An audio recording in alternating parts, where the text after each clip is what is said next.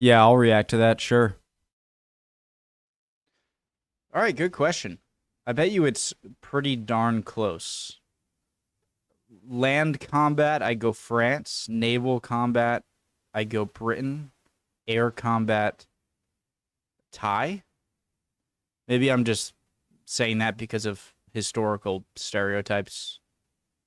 I don't know. Let's find out, guys. Short video, preemptive like, Forces News, the original link to the video, top of the description. My name's Connor if you're new. Hope you're all doing well. Let's get started. So which European country has the most powerful military? Is it the UK or France? Well, President Macron is increasing defence spending by a third, while in the UK, Ben Wallace is trying to squeeze an extra £11 billion of funding from the Treasury. So what do the numbers actually tell us? Well, according to the latest figures, the UK's defence budget last year was £58 billion. That's around $70 billion. That's the second largest figure in NATO after the US. The French military budget was $54 billion, but France's military is actually larger, with 203,000 active personnel compared to Britain's 150,000. France's army is 114,000 strong, for instance, compared to Britain's 83,000. So what about their kit? Well, this is often a comparison of quantity versus quality. France's Air Force has a 261 combat aircraft, including 90 Rafale jets, a 4.5 generation fighter. But they also operate nearly 100 older Mirage 2000s. The UK has fewer combat aircraft, 201, but that includes 26 fifth-generation F-35. I'm no big aircraft person. I think they're fascinating. 201. But that is a cool-looking plane. But that includes 26 fifth-generation F-35s and 121 Eurofighter Typhoons. When it comes to armour, the British Army has 227 Challenger 2 main battle tanks, compared to France's 215 homegrown Leclercs. The French tanks have an autoloader and can fire up to 12 rounds a minute. The UK is buying... The UK has more tanks than France? French tanks, compared to France's 215 homegrown Leclercs. The French tanks have an autoloader and can fire up to 12 rounds a minute. The UK is buying Challenger 3, essentially fitting Challenger 2 with a new, deadlier turret. But I hear that, like, a manual loader can be better than an auto loader in kind of quick action, but in sustained fire, an auto loader will almost always surpass a manual, like a person, depending on how, you know, efficient and the person is, I guess.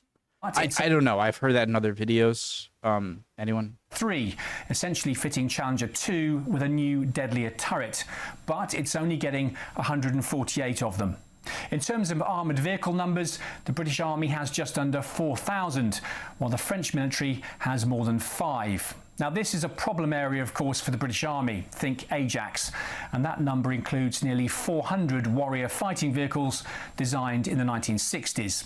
Now, starting this year, they're due to be replaced by 623 new Boxer 8-wheel vehicles. So what about the two countries' navies? Oh, the navies. This is where I really want to see the difference. And aircraft. Or navies. What do armored vehicles,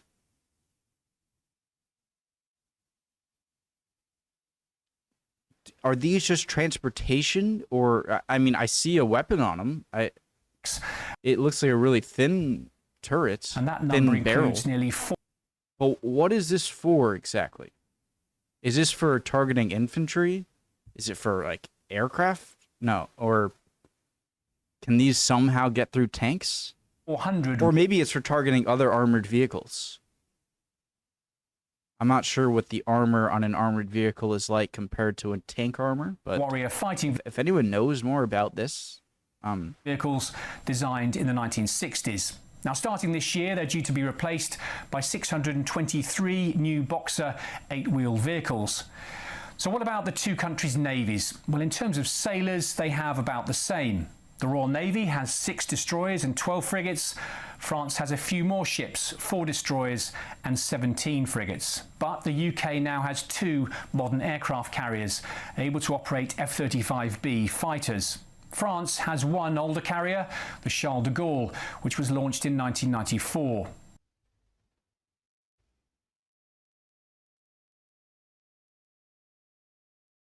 Is this not used for aircraft? Do they have some aircraft that need the ramp and some that don't? Modern aircraft carriers able to operate F-35B fighters. France has one older carrier, the Charles de Gaulle, which was launched in 1994. There are plans for a new French nuclear-powered carrier, which will be bigger than the UK's and have an electromagnetic catapult like the US Navy uses. But it's not going to be ready until 2036. Jesus. Worth also noting that the French Navy has 45 Rafale jets to operate off its carrier, while the Royal Navy's Fleet Air Arm is due to start flying the more advanced F-35 from this year. Now, in terms of submarines, France has 9 compared to... That's so cool. Look at how the... 5 from this year. I forget what this thing does, but look at how the nozzle is all I can think of calling it, is like tilted downwards. Now, in terms of submarines, France has 9 cool. compared to the Royal Navy's 10, but both have 4 carrying nuclear missiles. In pure numbers, the French military edges it, and while the British Army is shrinking, France is actually increasing the size of its military, particularly its armoured units. Britain's Navy, though, is growing, with new dreadnought ballistic submarines and Type 32 frigates in the pipeline. So overall, the differences kind of equal out, and of course, we're allies. If you very close, probably even closer than I thought it was, guessing prior to the video. Yeah, obviously allies, not historically. Things can change, I guess, but very interesting. I want to think about the other powerful. Is Italy pretty strong? Germany, I feel like could be strong, but I don't think they put that much into their military comparative to GDP. Poland, strong. Finland. Okay. Love y'all. Hope you guys are all doing well. Would appreciate any comments down below. You're always so great with that. And hopefully I'll see you next video. Bye, guys.